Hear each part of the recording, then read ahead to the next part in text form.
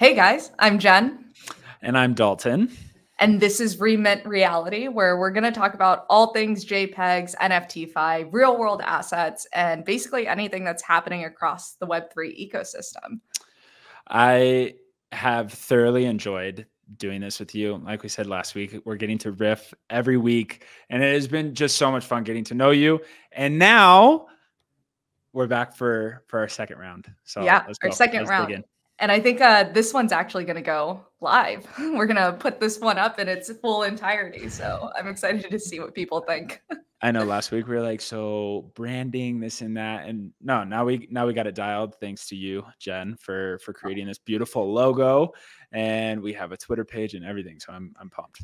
Hell yeah, dude! Before we dig in, I have to ask, how was your weekend? Well, this weekend was Thanksgiving, but I live in Mexico City, so yeah, I didn't really celebrate Thanksgiving, but I did have some barbacoa. I did have some friends over at the house. So it was fun. What about you? What did you get up to? I did leverage trading for the first time, like a crazy person. It was like, it was Wednesday night. And I was like, oh, well, yeah, I think I started on Wednesday. And it was like one of those things. We were talking about perps before. And I think like sometimes I have a really hard time wrapping my brain around some of like the NFT protocols. Like I'll sit on a call, they'll explain it, and I get it in principle, but I'm like, how does this actually work? And so I figured, let me like do some like perps and leverage trading on Blur for funsies, because Blur was pumping and being super volatile. And I figured, hey, if I can like kind of get the hang of it on like this crazy chart that's moving up and down all the time, like we'll check it out. So I tried that for the first time. Went really well for the first 24 hours and then lost it all like throughout the jump this week. I was gonna say Jen's entering her day trader arc, and I'm like, yes, this is what, dude. That's honestly, I feel like everybody has to go through it at some point. You're like, leverage. This is so you're telling me if there's a 10% move and I don't get liquidated and I time the bottom perfectly, I make that much, and you're like, dude. Yeah, to be fair, like I just threw in like $200, but next thing you know, I found myself depositing another $200 because I'm like, oh, I get it. Takeaways is don't do manual triggers. That's kind of crazy. Like just like set the price, watch the chart, and if it like triggers your shit, great, you're good to go. But it was funny. I was like in some Discord groups sending my P&Ls because I was like, oh, I just made $100, but it was like with 50x leverage or 75x leverage. Cause like, I was just like, oh, look at this little leverage bar. Like I was just sliding it, fucking around and finding out. But so yeah. wait, you did 75x leverage? Yeah, the last day when I lost it all. When you lost it all, of course. Well, it was like, I was like, fuck yeah, like $50 just made me $200. Like I have an account balance of $400. And then the next thing you know, I got kind of emotional watching the chart. And this is when I was like, I need to use like just triggers where you set in the price and it's like, it activates. Cause then I was like, I would open a short and then it would pump and I'd be like, fuck, this is a bad entry point. And then I'd like close the short at a loss and then I'd open up another short. It was just a mess. I don't know if I could ever like do this seriously. This was more for educational purposes. So what platform did you use? I used MEXC. Wow. Dude, Blur, oh my God, it was crazy. Like people were giving me shit because they were like, Jen, this is beginner's luck. Like literally the first day I was like up like $500. I'm a queen and I know exactly what I'm doing. And I was like, oh. You texted me and I was just like, she's leverage trading on Thanksgiving. And I was just like, all right, whatever. Well, but I got my head around it a little bit more, and then I spent time with family, so that was like super chill. And then I know we're gonna dig into it, but just like ended up being glued to fucking crypto Twitter and Discords, like talking about Blast and talking about Blur and trying to figure out what the fuck is going on there. But well, to be fair, it's a fun time in the market. You're getting like, it's better to wrap your head around it now before we really start seeing things pop off. And like having those things, whether it be like Rollbit or whatever, like just having those platforms to go to, like, for instance, we saw what happened when there was like a fake ETH ETF announcement, right? Like ETH just went crazy. having the ability to send something over to a wallet, and that is when you would deploy like 100x leverage, right? Like, okay, Yeah. ETF just got announced, shit's gonna pump super hard out of the gate. You go 100x lev long, and then you just let that go, close it out so that you're in profit. But Yeah, you close your eyes and just go, okay, it's gonna fly. yeah. Like, oh, what's my P&L now? But no, it's cool that you got to experience it. So Thanks. And I mean, like, to your point, dude, like the market sentiment right now, it's like so refreshing coming out of like the last couple of months just to see people kind of excited about the space again.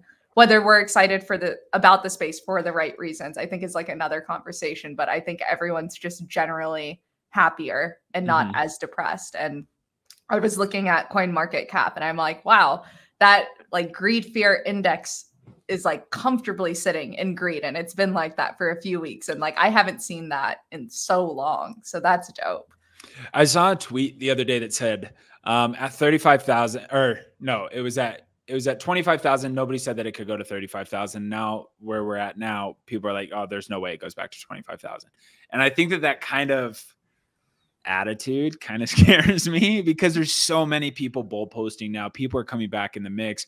We're seeing like ETH NFT volume spike. Like, people are getting excited again, whether that be on the back of Blast and Blur season 3 farming, which I know we're going to get into, but like, I don't necessarily know if it's just because of that. Like, people are just actually excited again in the market.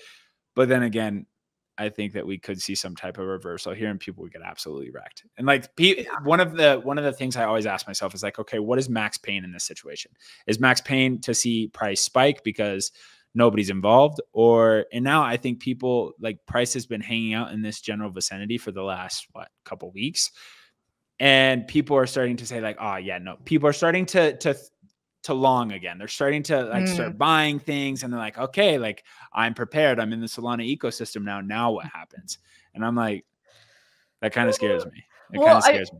I think you're spot on. I mean, we touched upon this in the last episode of like everyone thinking that they had more time, everyone thinking that, you know, we were going to be in a bear for at least another year.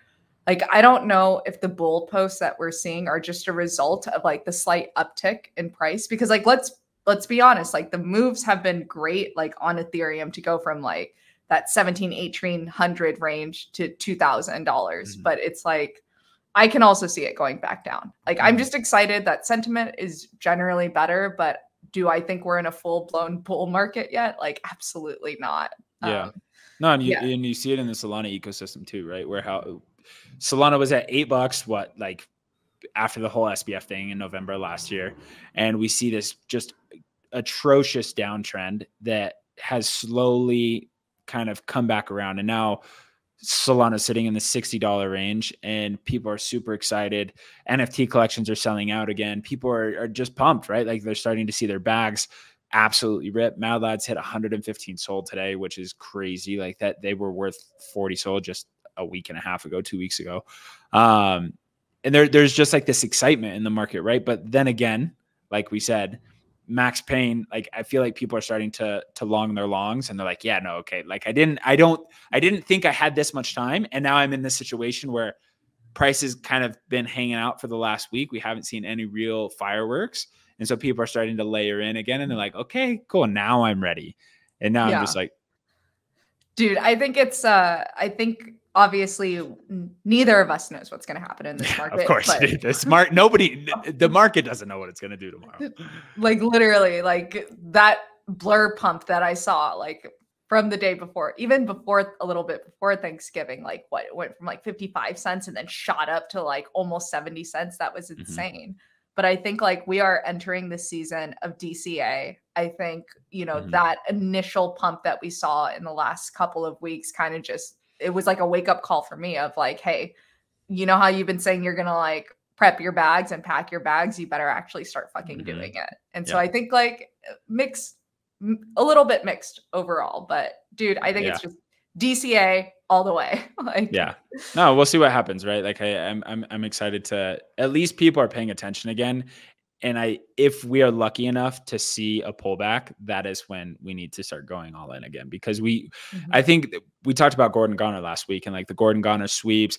Gordon Goner, founder of BAYC, comes in and starts buying a bunch of shit after being inactive for a while, right? And then like people are like, oh my God, NFTs actually have value. And he wasn't just buying floors, right? Which a floors are floors, right? And we have seen with blur bidding and everything like that, like the way that people interact with floors now versus how they interacted with them before, and even like mid rares and things like that, like there just wasn't a market, right? Yeah. Gordon Goner comes in, he starts buying these grails, and people are like, oh man, rare traits actually matter again. And I'm like, so if we are lucky enough to see a pullback, go in on the things that you have high conviction on, right? I think that's what we learned.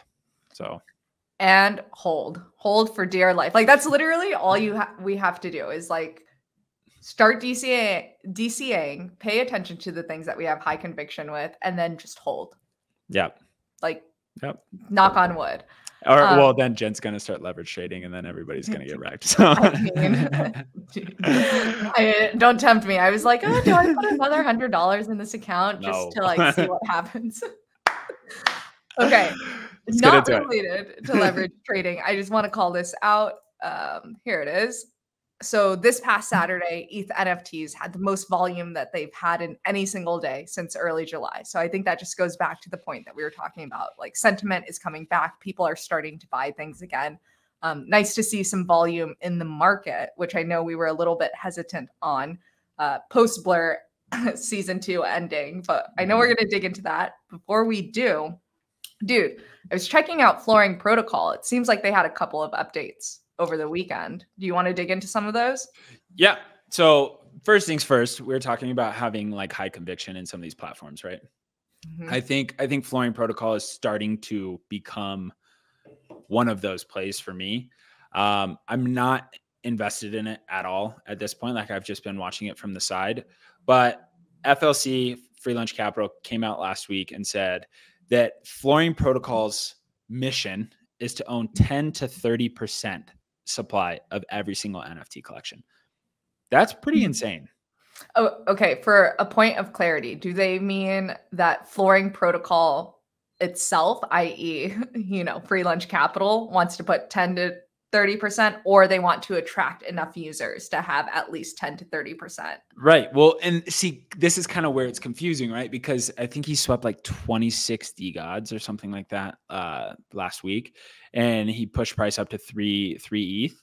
So, well, and it was like, DGODs were trending downwards, right? And then I bought, and then they kept trending downwards, and I was like, God fucking damn it. Like I did it again. And then he came in and he bought like 26 or 36 DGODs, pushed price back up, and then we see an uptick in NFT volume, right? It'll be interesting to see kind of how they attract those plays, whether, like you said, whether it be people depositing those NFTs into the pool and then kind of saying like, okay, Flooring Protocol has 10 to 30% of every collection, which is at this point, like there is like a shit ton of TVL over there. Like there's a lot of people that are playing that game. And I think that if they are short on something, well, then Free Lunch Capital and Flooring Protocol can go in and say, you know what? Okay, we're going to buy a bunch of these, right? And it becomes, they're becoming a very notable marketplace within the NFT ecosystem, right? Yeah, I think that's absolutely fair to say. With that being said, I know that we broke down some of it, and we're going to have Eddie on it at some point to go deeper into the Flooring Protocol. He's too busy on Blast, but whatever. Free Lunch Capital came out this week and came out with 3 updates. We'll go into each of them. First one was new marketplace mechanics. Second one was a rev share feature. And then the third one was this IP sharing framework. First things first, new marketplace mechanics. He showed this, this tweet that has a trippy fur ape. And it basically just says you'll be able to buy a trippy fur ape with 6 million BAYC or Mu BAYC tokens. We kind of riffed on this before the show. We said that trippy fur apes tend to be 6x the floor of BAYC. Now, well, we just threw that number out there to be clear. But it is fair to say that trippy fur apes are 100% more valuable than the floor. Oh just yeah. based off of historical trades. Yeah. And so this is kind of where I think about, are you familiar with JPEG? They're like a NFT Yes. lending protocol. Yeah. So they do like these trait boosts, right? And so Mhm. originally I was just like, when I saw this tweet, I was like, okay, so they're doing like a trait boost where you could buy a Trippy Fur ape for 6 million MU-BAYC, right? But then wouldn't that require somebody to put a Trippy Fur ape into the protocol? Well, now they're saying like this is going to be a new marketplace. So the way that I'm kind of seeing it is, if there is a listed Trippy Fur ape, then you will be able to buy it for 6 million MU-BAYC. Yeah, I think, right now on OpenSea, Blur, X2Y2, and a lot of the other NFT marketplaces that are being utilized, actually, I think across all of them, all NFTs are listed in ETH. And so I think the whole point of this marketplace, because the whole idea is you deposit one NFT, you get 100 MU tokens of that NFT's collection. I think the whole point here is like, oh, we're coming out with a marketplace where everything can be transacted with MU tokens as the currency. So it's like, if I had a Trippy Fur ape, I know that it's worth at least 6 Bored Apes. So I might set the sell price to be 6 million MU tokens.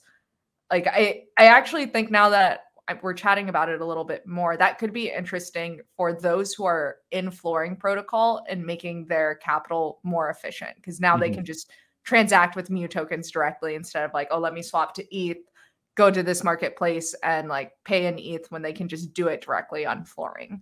Well, and even for, say, Grail holders, having the liquidity to say, okay, like I'm going to have 6 million MU tokens, MU-BAYC tokens, if I want to sell my Trippy Fur ape, right? Because this is something that, like, we were just talking about Gordon Goner. Gordon Goner came in and he said, I'm buying all these Grails. Grail NFT holders are in a really tough position because, like, there isn't very much liquidity. We see it across Art Blocks collections. We see it, like, Art Blocks collections will go weeks without a single buy, right? Yeah. And then somebody says, oh, Meridian. They just, like, buys start flying off the shelf because it's like an attention economy play, right? Same thing with Grails, right? Spirit Azukis go through seasons where there's just like Spirit Azukis just start flying off the shelf because somebody said it's cool. And then like people are like, oh, I want one. Bang, bang, bang, bang, bang, bang. And then there's like 7 sales. And then we go a month without another sale. Right. Yeah. So I think this new marketplace mechanic where these Grail holders can say they might not get top dollar for it, but then if they're long Azuki and they want to sell their Spirit Azuki, then they could say like, I don't know how many million MU Azuki tokens you would have to hold, right? Like that isn't what the tweet was talking about, but it would be a lot.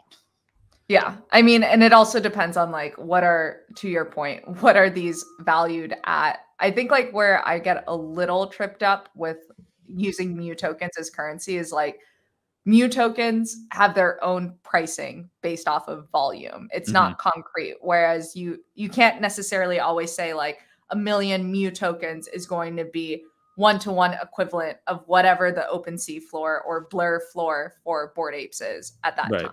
Right. Yeah, no. And then the next one here is the second announcement where they're going to be kind of integrating this revenue share feature. There's going to be income from the vaults that are going to be shared with MU token holders of that collection, I'm assuming. And then there's going to be income from the marketplace that is going to go to FLC holders. FLC, you can also stake. So I'm assuming that there's going to be like staked FLC holders that are going to be receiving this rev share. We're going to go into it a little bit more here, but Blast comes in and Blur. So there's Blur, there's Blend, and there's Blast. Blur is the marketplace. Blend is the NFT lending. And then Blast is this new L2 that isn't an L2 yet, but it's going to be an L2. Okay. Blur comes out and says, anybody that is going to another platform is going to lose loyalty points, right? And this is a direct response to Flooring Protocol because Flooring Protocol was starting to gain some momentum. They had like some pretty huge days come out and they're like, okay, now Blur is coming out and saying, if you use Flooring Protocol, you're going to lose loyalty points. Great. Now, Free Lunch Capital kind of responds to this and says, we're going to start this rev share thing. Is this enough to keep Flooring Protocol in the mix? Like, I don't know, unless, I don't know. How do you feel about it? Dude, so I don't In all honesty, I don't know if it's enough. I don't know. Number one, that announcement had no percentages on what the rev share was going to be. Mm-hmm. So you have to we actually have to do a little bit of mental math in our head of is this going to tally up to be whatever it is we're going to get from Blast? And I think the other thing to consider is, right now, I think it's over $500 million has been deposited and is currently farming for the Blast token. So there's obviously going to be some dilution to what people get, but that just means that the token, I imagine the token valuation and the market cap when it drops is going to be a fucking bag. Yeah. And does rev share from marketplace volume, is it going to make up for the bag that you're going to get if you max out your loyalty? And I think one of the things that I noticed with season 2 is loyalty played a really big role in what people actually got. And so I think number one, retail seeing, how much some of the farmers made and how much some of their friends just made from casually being on Blur.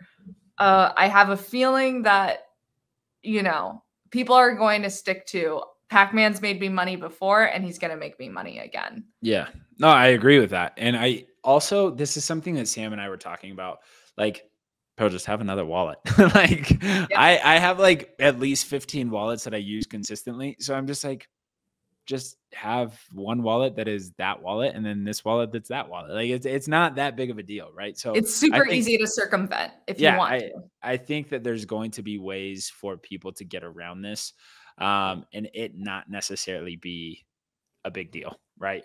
Yeah. So last but not least, this is the final announcement of these quick little 3 announcements. They implemented an IP sharing framework. We talked about this before the show. Last week, we chatted on Liquid Delegate and having some of these utility tokens, utility NFTs, we use Proof as an example. Proof has Grails, and during Grail season, you would be able to delegate your Proof Pass utility to somebody else, and they would be able to buy it for, say, an ETH or 1.5 ETH or whatever. Originally, this is kind of how I felt about this announcement here, right?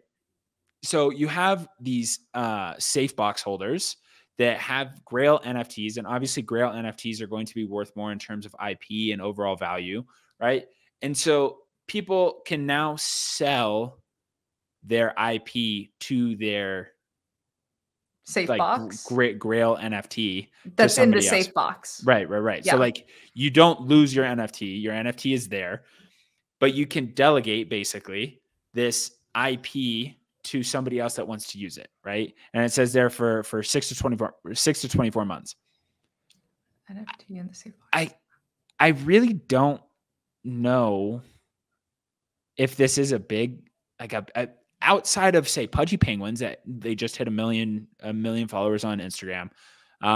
Bored Apes, we talked about the dispensaries and some of these restaurants that have Bored Apes as the logo. I don't know. Outside of that, I really don't see the Claynosaurs over on Sol, but Claynosaurs are worth $1,500. They would just go buy one. They're not gonna, you get what I'm saying? Maybe I'm mid-curving this completely, and I'm okay, this is a big deal in 12 months, and I'm completely mid-curving this. But I don't see how this is really adding much. I don't know. I don't think you're mid-curving it because IP rights is one thing, actual utility of the NFT is another, right? It's not, this announcement isn't coming out and saying hey, you will be able to specify and delegate in the same way that Liquid Delegate is doing. You will be able to give away your airdrop claim rights or your, token gated experience rights to someone.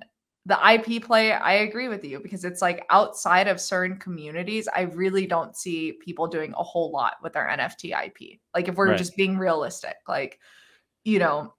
Azuki's the big thing in the garden is to do commissions of your Azuki or your elemental or your beans. But I could have my elemental in my safe box and I'm still going to do commissions on it. I don't think anyone's going to specifically buy my elemental or buy the exclusive IP rights to it for 12 months so they can go do whatever the fuck they want. Right. Yeah. Yeah. Outside of Pudgy, like, honestly, outside of Pudgy and like the Yuga ecosystem, like I don't really see a big use case for this. And like specifically when I say Yuga ecosystem, I do mean Bored Apes. Mm-hmm. People are using IP rights to other side. Like, yeah, no, I agree with that, right? And so my next little point here, and we've riffed on it a little bit. What is the staying power of Flooring Protocol? I think that they have found, we said this last week, right? Fractionalization has been attempted by multiple projects.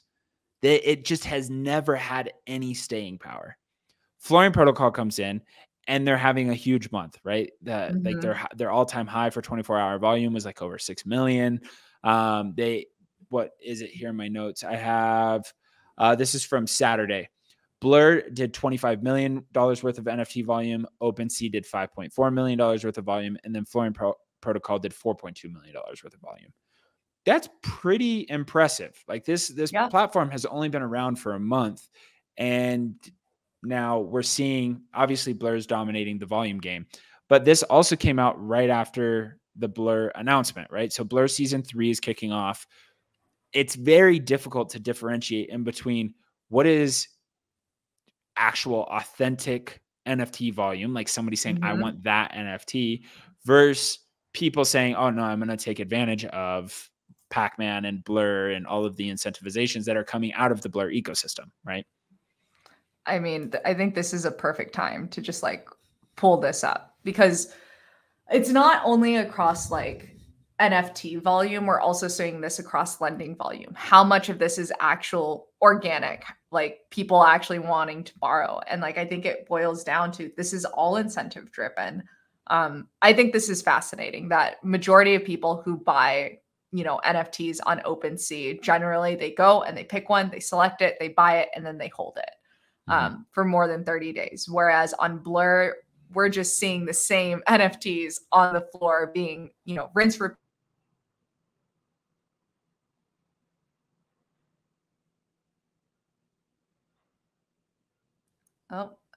When we think about the staying power of something like Flooring Protocol, I think it's going to be something where the people who actually have use case and like want to fractionalize or fragment their NFTs, they'll still utilize it, make a separate wallet, clean it up.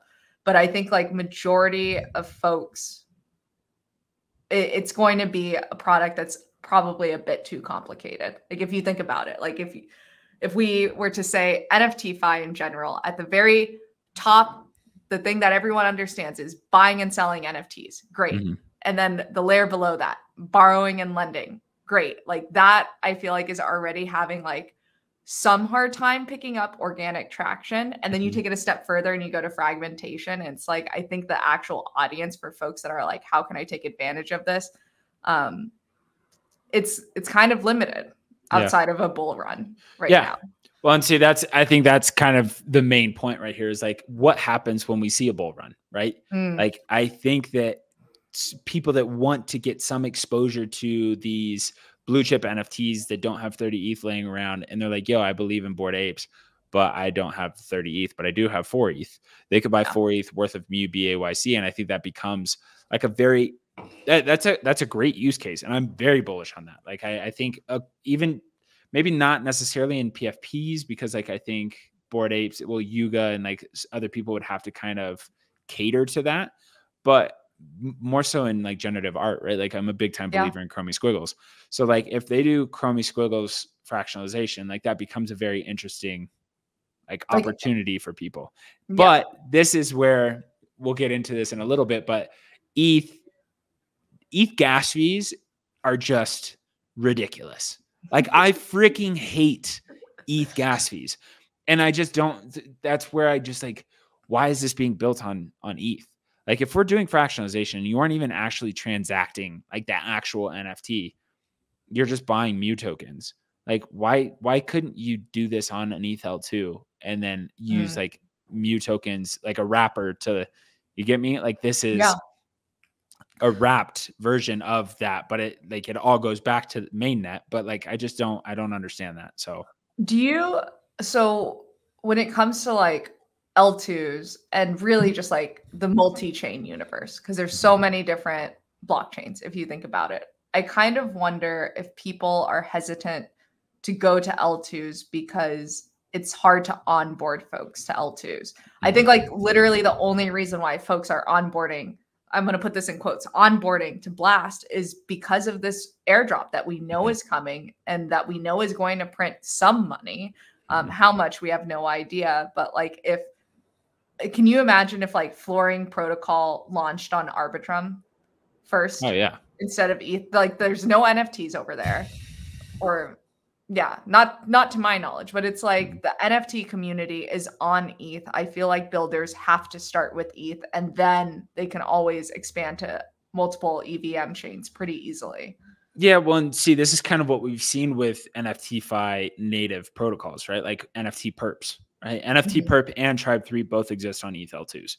Why? Well, because gas fees on ETH L2s are way cheaper. So you're not wasting money in transactions and you're not trading the NFT, right? Like you're not, like there is no provenance of holding like a fractionalized piece of something. Like you're not betting on provenance, right? Like this is not an authentic Chromie squiggle that you're holding.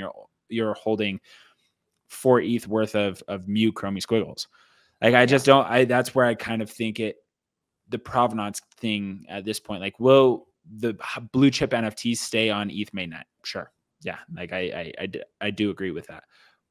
But why we're seeing this with Blast, right? Like prior to Blast, like pre-Blast, before Blast, BB, like pre-Blast, we didn't have a lot of people onboarding to ETH L2s, to your point, right?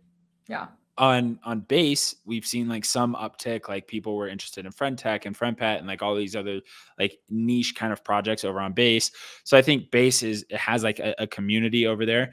And to be fair, like it's probably the best ETH L2 I've used, like in terms of like usability and UX and stuff like that. Like I've had a really easy time dealing with all of those. But yeah, outside of Blast, like there really hasn't been a huge pull for people to start depositing over into ETH L2s.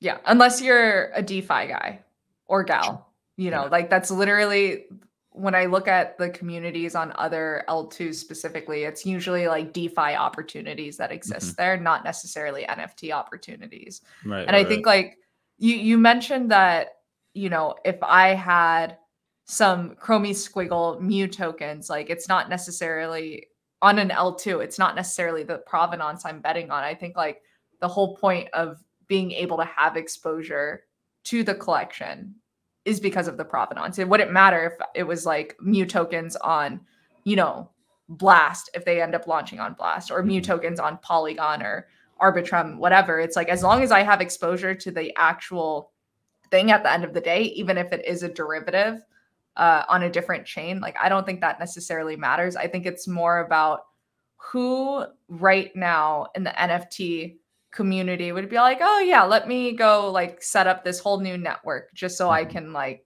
buy some fragmented tokens. Yeah. Like, no, it's definitely a chicken and egg problem, right? Like, are we going to see liquidity? Are we going to see users? And it's like, well, the users aren't over there, so there's no liquidity. But then there's going to be liquidity. Somebody has to take the step, and I think that's what Blast has done. So, I guess we can finally talk about it.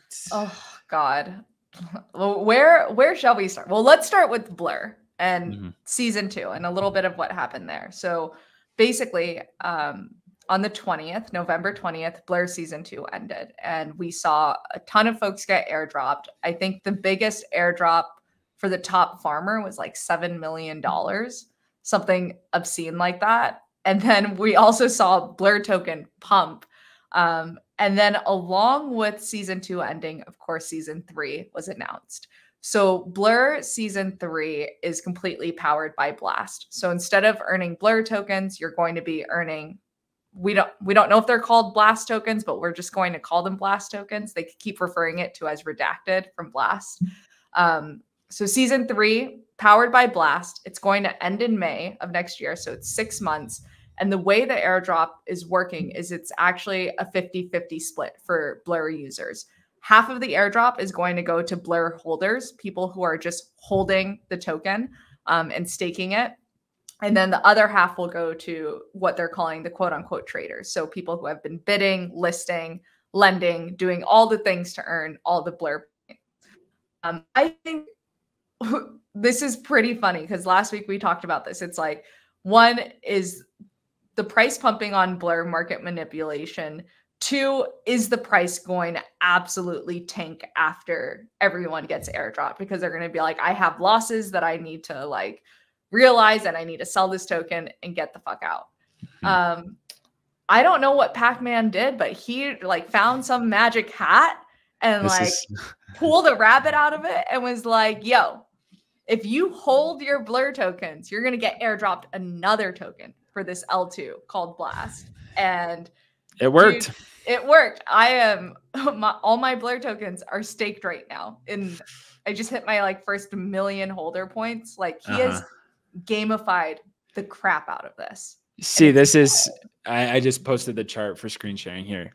That I last week said I think this tanks. And this is a perfect use case for 100x short. This is where you go heavy. I was completely fucking wrong. Like, and I think something that they did really well here is saying like, okay, we have Blur holders because like there was no incentive to hold Blur, right? Before this. Yep. Blur holders were kind of left out in the wind. So then, like for me, for instance, I had Blur tokens, but I wasn't doing anything with it. I wasn't bidding on NFTs. I wasn't giving out loans. So like I was completely left out of the airdrop. I think I made like 300 Blur tokens. And I was like, well, thanks. Like, what the fuck am I going to do with this? Right. And then I can't even claim them because fucking ETH gas prices are so freaking expensive. And my 330 Blur tokens are like spread out across 5 fucking wallets. Oh, and I was just like, yeah, this isn't even worth it. Like, it's not even worth it.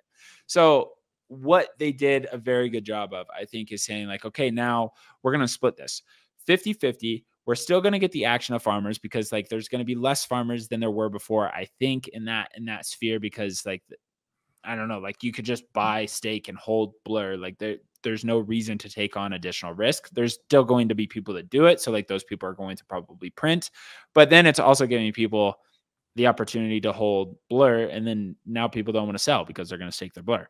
So they hit this sweet spot here of saying like, all we're going to have to do is tell you to buy something and then hold it. Don't sell it.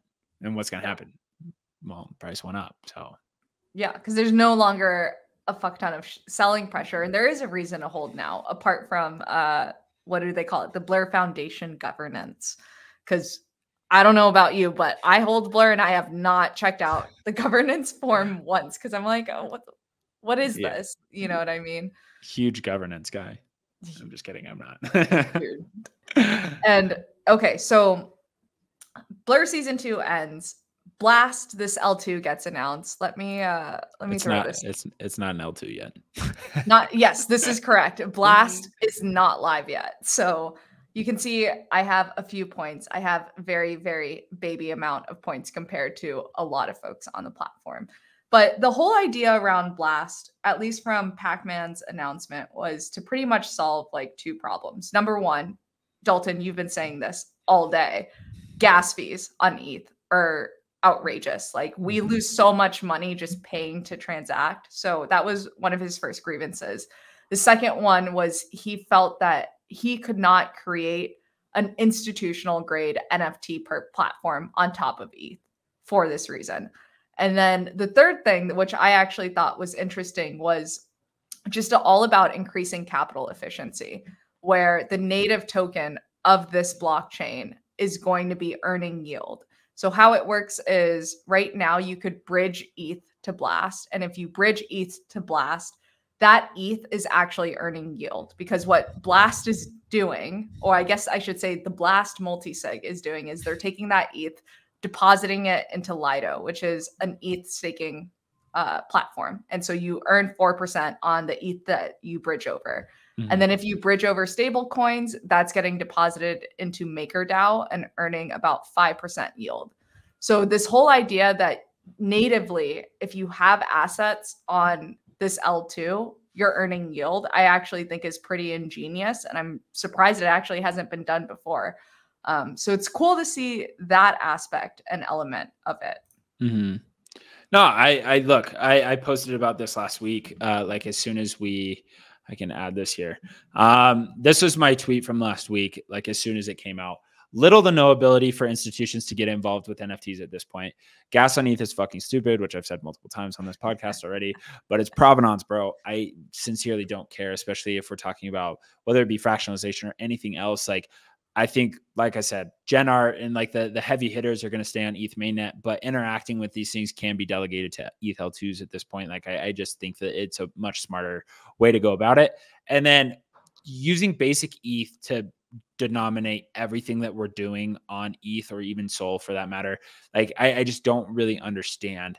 ETH went to proof of stake when, dude, like it's been a long time, right? And like, we have not been using staked ETH for anything right now. There are, I will say there are money markets that allow you to deposit staked ETH. And then you could actually borrow staked ETH sometimes at a lower, like borrow APY than ETH in certain money markets. So like but it should be the normal. It should be the normal. Agreed. Like, why are we sitting here when we could be sitting on 4% when we're not? Because no reason. It's not integrated, right? And like even say NFT lending, why aren't we doing this in NFT lending? Like it's a very easy reach. Now I think that the reason is, and I've talked to NFT lending platforms about this, the reason that they aren't offering loans in stETH is because the borrower, who is like, these are borrower centric markets, right? The borrower is then going to have to take their stETH, switch it to ETH and pay that gas fee, and then go to use it however they want to use it, right? Now, this wouldn't be a problem if stETH was the base asset for trading NFTs, right? Now, I'm sure there's a whole nother list of problems that would come from using stETH as like the base asset, but I just think it makes so much more sense. And then that with gas fees, like I just think that Blast knocked this one out of the park in terms of the announcement. So we'll see what happens. I think there's a lot to dig into here. So for those of you guys who don't know, there's like basically two ways to farm the Blast airdrop. One, you bridge your assets and you deposit it onto Blast, which, like Dalton said, does not exist right now. So you're sending money to this multi-sig that's held by the Blast team, and then they're manually taking your ETH and your stable coins and depositing it into yield opportunities via Lido and MakerDAO. The second way to farm it is via Blur. And I think, Dalton, you are spot on. Like, I was thinking about this. Like, if I were to onboard anyone into crypto, like, how cool would it be if I was able to onboard someone to Blast and it's like, yeah, oh, you put $100 here. That $100 is like natively earning 4% yield because you're on this blockchain. And that's just how it works. I think like that is smart and appealing. But I think there's been a lot of like FUD, more or less, that has come out in the last couple of days since this has been announced. And I'd love to chat with you about some of it. Curious as to your thoughts. What do you think about a multi-sig having like $500 million of assets in it? I'm definitely not middle curving this because I'm just like, yo, whatever, it's Pac-Man. Like, I sent money over there, right? Like, I just think that there are certain people that I trust and there's certain people that I don't, right? Now, I think Pac-Man has done enough to show that, hey, like he's completely, he's ready for that challenge. It's backed by some heavy hitters. I trust it enough, right? Like now, that's not me saying I'm putting 100% of my portfolio in there. There is this massive lockup period, like lockup period. I don't know where that Northeastern accent came from. I'm from California, but there's this massive lockup period that you can't withdraw funds until February. So that the fact that they got 500 million plus to get sent to a multi-sig, I think it just goes to show, hey, we trusted Pac-Man. The dude has built a shit ton of stuff that like, and he has like this mercenary type attitude where you just know that he's going to like look at the opportunities that exist in whatever ecosystem, whether it be NFTs, DeFi, L2s, and then he goes at them. And I think it is attractive, and it also like this is going to be a multi-billion-dollar token when it drops, right? Like easily. Yeah. Easily. So it's the day the token drops, it will be immediately competitive with the other L2s that exist and already have like this massive user base day one. I mean, I agree with you. I really could care less about the multi-sig. I understand like it's a security risk and consideration, but I'm like, I'm not fucking mid-curving this. Like I think bags will be made, even if they're baby bags, those baby bags will be worth something. But you mentioned something about like his mercenary attitude. And I think this is actually a pretty interesting conversation to have. Like closed source versus open source. Like, how do we feel about the vampirism that we're seeing? Because I remember when I was at the NFT lending protocol that I worked for a bit, we wanted to very much integrate with Blur, but we were just kind of met with like roadblock after roadblock. The team wasn't really interested. I've heard other NFT lending builders in the space basically be like, yeah, Blur told us that if they're interested in something, they're going to build it themselves and build it in-house. So I have like mixed feelings on this about like, where does that leave the space? Like, who is actually even going to be able to build on top of Blast? Because there is an airdrop for developers too, but it's like, that is gated. It's not open. You have to apply to build there. Like, what are we actually going to see? Yeah. No, and it's kind of counter crypto culture. Like everything is open source here, right? And I think that it's this weird catch-22 where people are like, fuck Pac-Man, but I love Pac-Man. And I just don't really know. Like I understand where he's coming from, right? Like they've shown that like, okay, we're going to go at people. We're going to have these loyalty points. We're going to say like, don't use Florian protocol. Don't use OpenSea. And now he's building an L2. And this is what I was saying in the notes, right? Like what happens when the token drops and then they're going to come up with some other incentive and they're going to be like, if you fucking bridge to Arbitrum, you're not getting anything.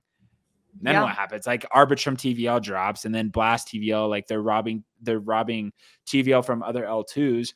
And then you have these other dApps that exist on Arbitrum and Optimism that, like I said, it's almost like an opportunity cost not to be on Blast because you get this native 4% yield and they're taking advantage of it, right? And no other ETH L2 is going to be able to compete with that. So then other people are going to be like, well, fuck, like I need to build on Blast because I need to, because it's an opportunity cost that I'm missing out on.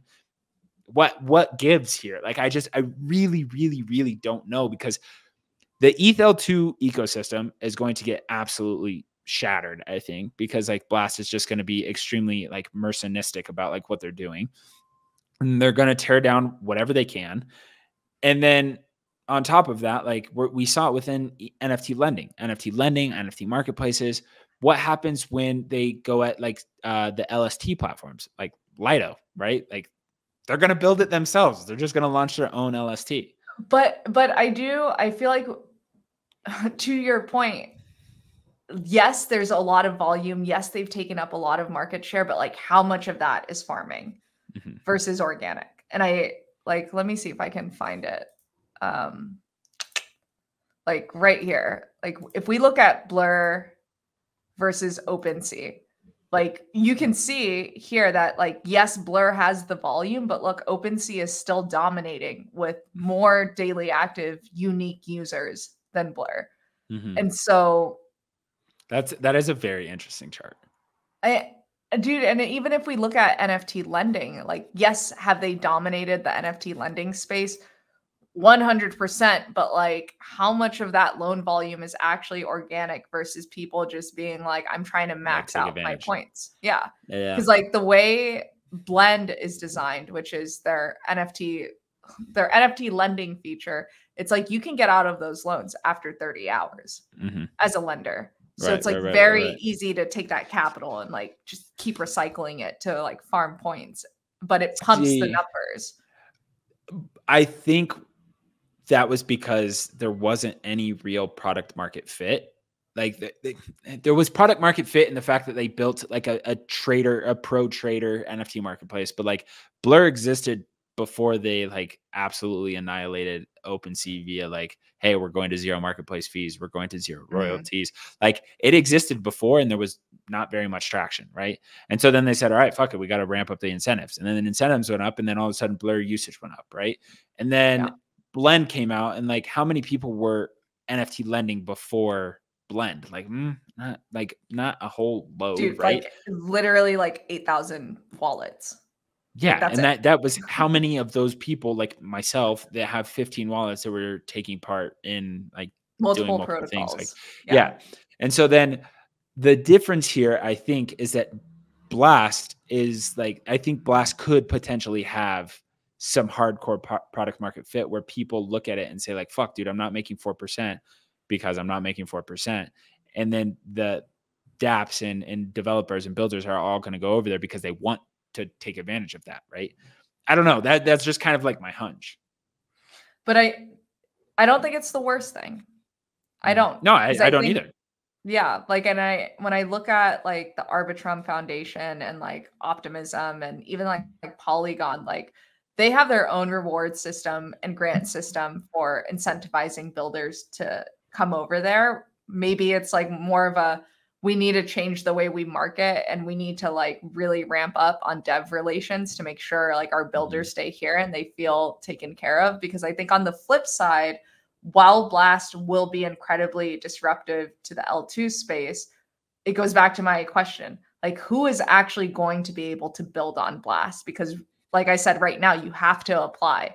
Like, do you think Blast is going to let an NFT perp protocol build on top of it when it is pretty much spelled out and laid out that they will be launching their own NFT perp protocol on Blast via Blur? Like, I think that gatekeeping, like, I think that's going to be more damaging than anything else. Like, be mercenary, like try to grab the market share, pump your numbers. So when you go to raise your next round or raise again from VCs, you have like really pretty numbers to point at.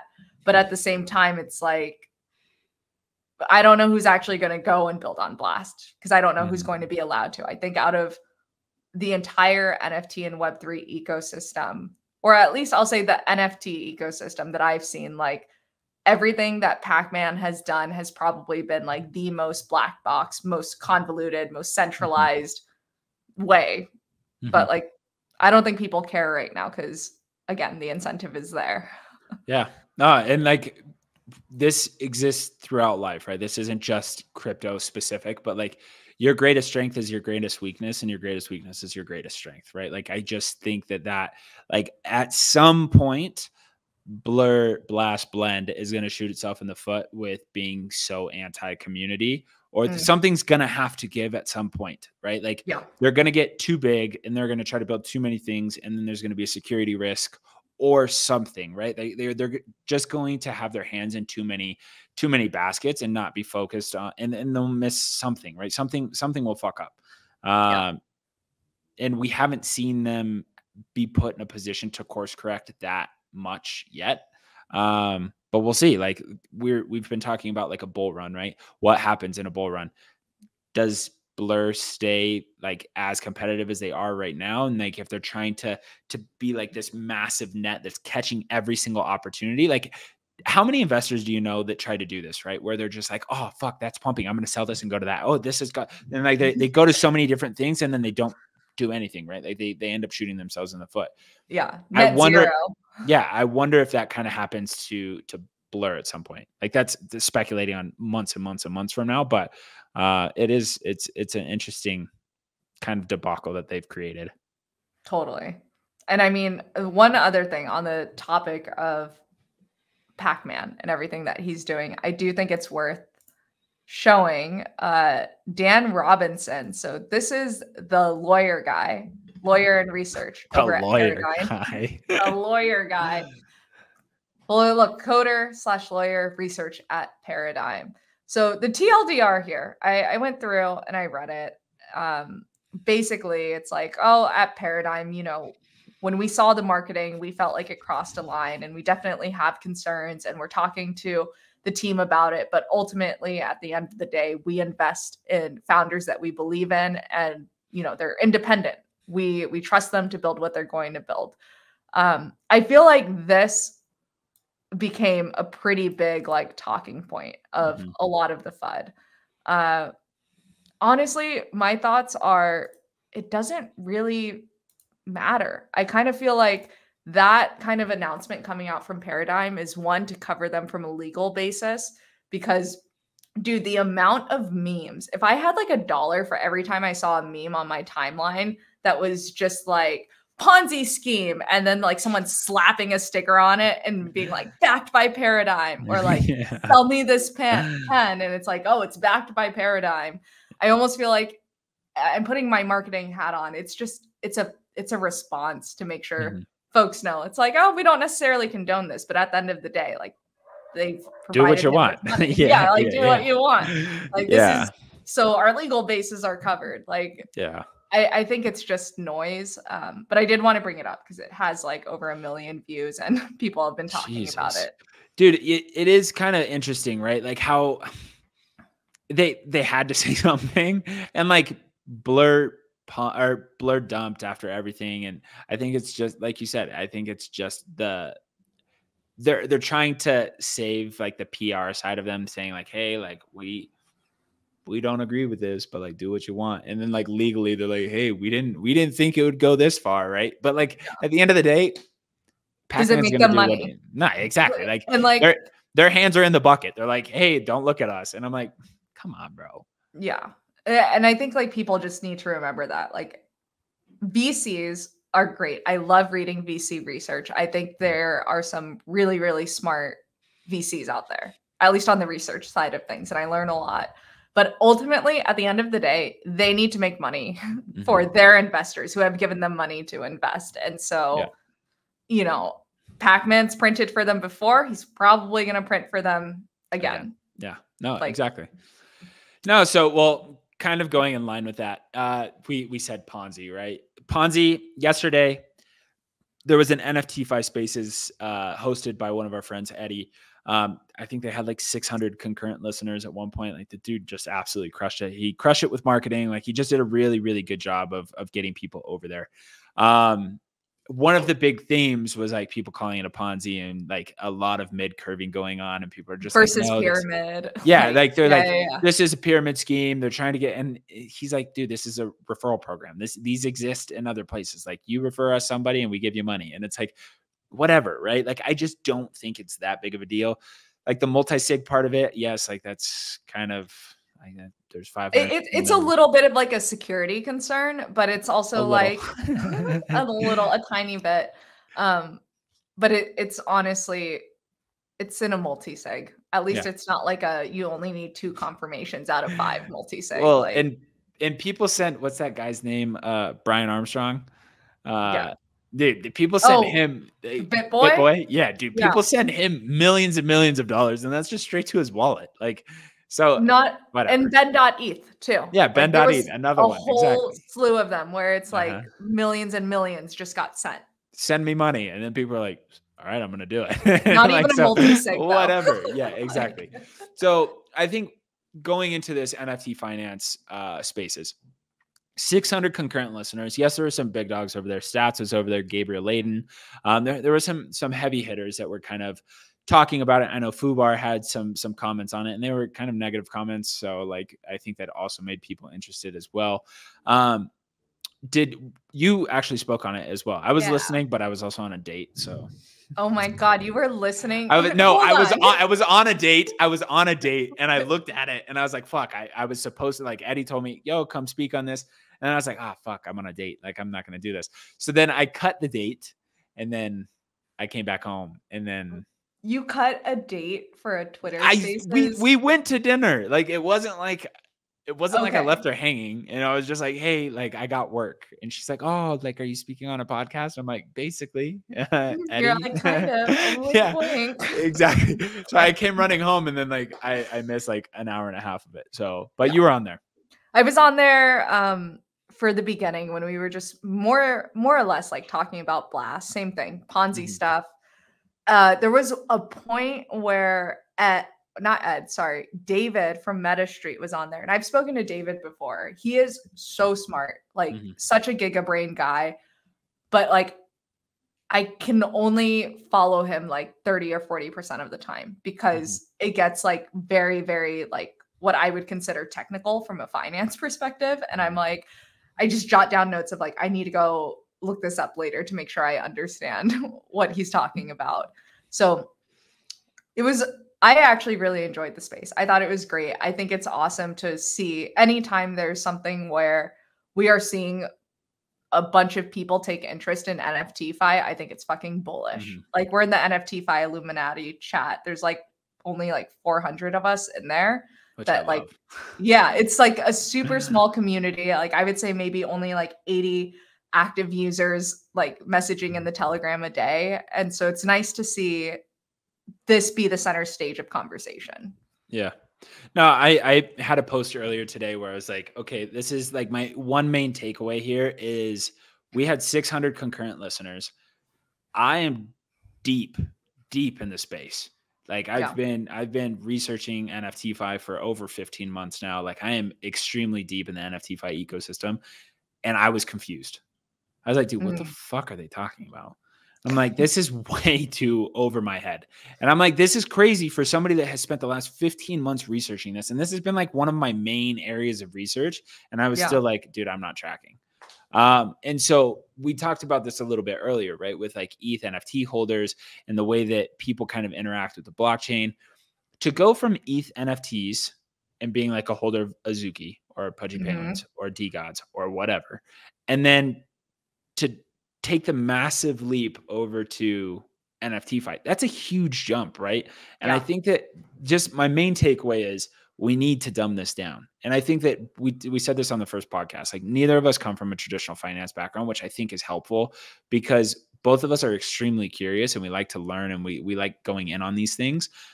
But we have to approach it from a non-finance background because I'm not going to sit here and be like APR, this and that. Like some people don't even know what APR is. So like me saying something like you have to be able to break it down. And I think that that's something that we're missing. Also, like Gabriel said, like a bunch of this shit is illegal in the real world. And I think we're just protected because it's like digital and nobody knows what the fuck's going on. So it is kind of crazy. I mean, one, I think that's a huge reason why you and I connected of like, let's like talk about this. Let's break this down like separately outside of our podcast. Like I do try to do videos where I'm like, okay, I learned about real world assets. What were the key takeaways that I have? And it's like, how can I boil this down into very, very simple language that people understand?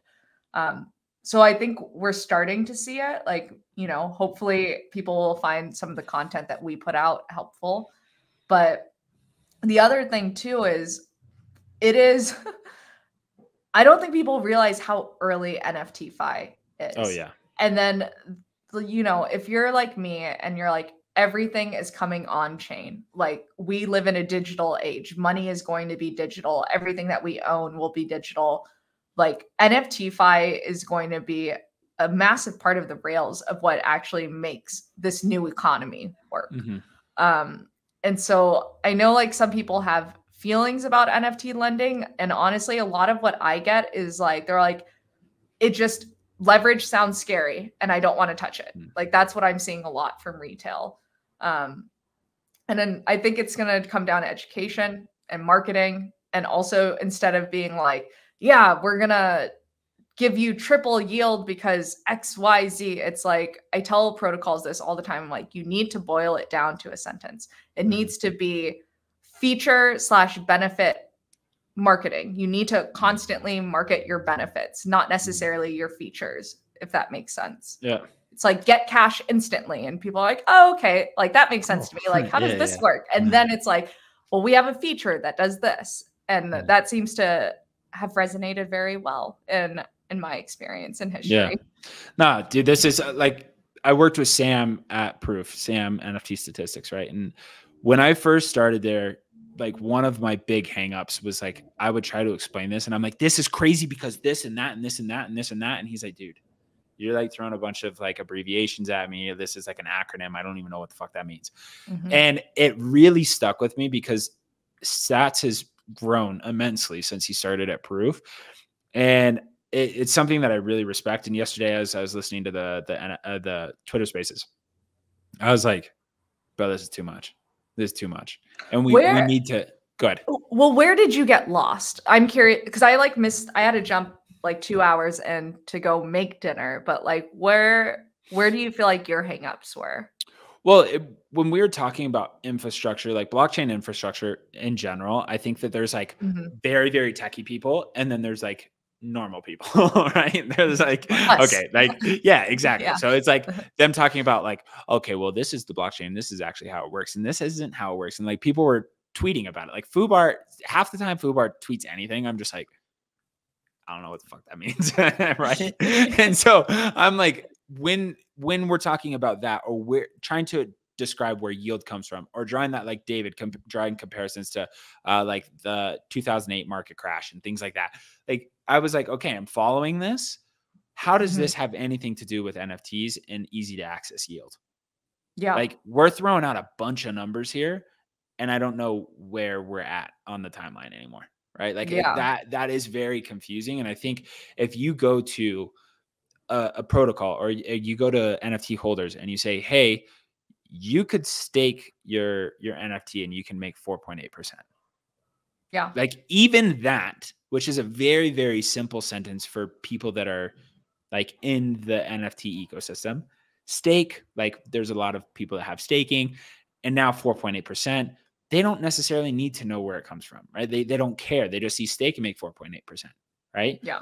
Now, what, like, how do we kind of invite in normies? How do we invite in NFT holders? Like for somebody to buy a digital picture on the internet, it is extremely, extremely, we are like early adopters times 5, right? Like Mhm. we're so early to that space. So then when we talk about NFT finance or real world assets on chain and any of this other stuff, like, dude, that is like the early adopters of the early adopters, right? Like you're pushing some very, very curious folks into this place because they think that they can make money.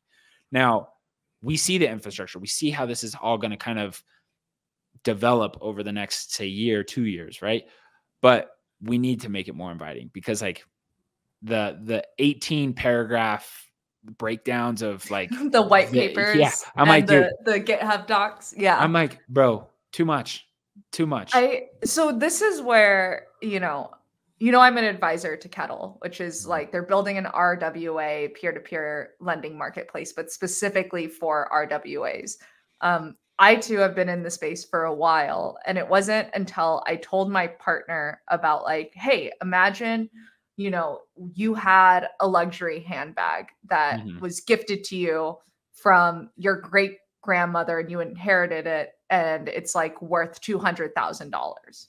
Like instead of selling that luxury handbag or going to a pawn shop and trying to get a loan, like we could actually send this to a vault, make an NFT out of it, Mhm. and then you can go and use that NFT to get a loan Right. and like treat it like a line of credit. And like I just for the first time since I've entered Web3, like I just saw it like kind of click for her. Mhm. And I think like that's what gets me really, really excited about not necessarily the traditional finance real world assets. Like that's definitely something you have to pay attention to Mhm. because that's where I think a bulk of the money is going to be in terms of like capital actually being deployed. But for us everyday people, it's this idea of like, what exists in our day-to-day life that can come on chain and then like how can we benefit or leverage it being on chain Right, and right, right. like that explaining that is so much easier than me going and being like, well, this PFP gives me like utility to community events, it's worth this, and like I might get an airdrop and there's speculative value and I can borrow against it because then Mhm. it's just like, dude, magic internet money is Yeah. doing magic internet money stuff. But like, Uh-huh. am I making sense? Do No, you know what yeah, I of course, mean? of course. Well, and It's that's like, what I was saying. Like we are the early adopters of like if you've bought a JPEG and you thought there was any value to it, like you are leaps and bounds ahead of other people. yeah, It's just buying a JPEG, right? Now there's this entire fucking ecosystem of like what is staking and what are blockchains and what are like, why can't you bridge from Sol to ETH and ETH to Sol? Like, why are these NFTs over there, but they're not over here? And like that, they're different. And I'm like explaining a bridge and like those kind of things. People are like, dude, what? Yeah. So I do have one last question and then we could wrap it up because I know that we're going long here, but what is the catalyst for NFTFi and the NFTFi explosion? Because both of us exist in this ecosystem. Both of us work in that ecosystem. We are obviously very bullish on NFTFi. Yeah. One of the areas that I have kind of always looked to is like NFT perps. I'm bullish on NFT AMMs and the way that we trade NFTs. That's why I'm like very interested in Flooring Protocol, Caviar, those kind of teams like that. I'm working on a research paper right now. Mm-hmm. The more I dig into ETH, the more bearish I am. Not bearish in saying that the value of ETH is going to go down. I'm not saying that. But I do think the competition is starting to get way more intense. And like I am in love with like using the Solana ecosystem and the Solana blockchain and stuff like that, right? I just think that the infrastructure on ETH NFTs is amazing. Like it is by far the most advanced out of any of the ecosystems at this point. If we're talking ordinals, Solana, whatever, Ekis. But ETH gas fees, NFT AMMs, supplying liquidity, all this shit is so expensive that I just think you're kind of like trying to fight a fight with two hands tied behind your back, right? Mm-hmm. If you look at NFT AMM volume, I'll share it right here. This is from a platform called TIE. Down here, you see this, right? Out of the last 24 hours, NFT AMM volume on Solana NFTs is sitting at about 18%, more or less. 18% of NFT volume On a whole chain was NFT AMMs, right? Wow. If you look at ETH, that doesn't exist. Like we don't have that. So my question to you, what is the catalyst here? Like, how do we start getting more traction? Does NFT AMMs, that entire ecosystem just kind of pivot to ETH L2s and like his blast and everything going on with these bridging assets going that direction? Like, is that bullish for NFTFi? I mean, I think it is. I think ultimately our entire ecosystem is going to be omni-chain. There's going to be more folks like Layer 0, which is like I can't say the word, interoperable. This is my ESL kicking in. Yeah. But you know what I'm trying to say. Where it's like through Layer 0, you can go anywhere is kind of like their whole idea. And it's like trying to simplify the idea of bridging. And like, I think the other thing too is Ethereum is an EVM blockchain. Quite frankly, I don't know what that means. But what I do know is other L2s like Polygon, Optimism, Arbitrum, ZK Sync are also EVM based and compatible. And so for the ETH protocols to be able to deploy on these other chains, I don't think it's actually that hard. From my understanding, it's basically taking the contracts that they have and then redeploying it. It's more of like, is the liquidity there? Are the users there? And so depending on how Blast goes, if Blast ends up being open source, maybe it's just closed source for right now. But if anyone can build on, doesn't exist. Because it doesn't exist. Yes, this is true. But if eventually the floodgates open for anyone to come and be able to build on Blast, I could see like very easy deployment for the existing NFTFi infrastructure. Yeah. But I think when you're asking like what is going to be the catalyst for like explosive growth of NFTFi, I don't think it's, you know, the shit that we're doing on our speculative PFPs. I really don't. I really think it's going to come down to real world assets. Really? Yeah, dude, if everything that exists today, like if you think about your day-to-day life, like so much of what's in our day-to-day life is non-fungible in nature.